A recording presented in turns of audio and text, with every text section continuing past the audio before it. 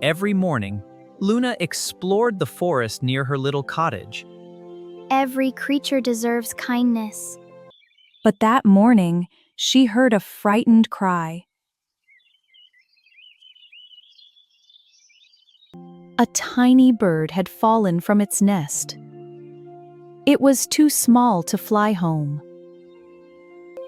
Collecting branches, leaves, and soft moss. With patience and care, she built a safe new home. Then she gently lifted the little bird into its new nest. Moments later, the mother bird returned. She found her baby.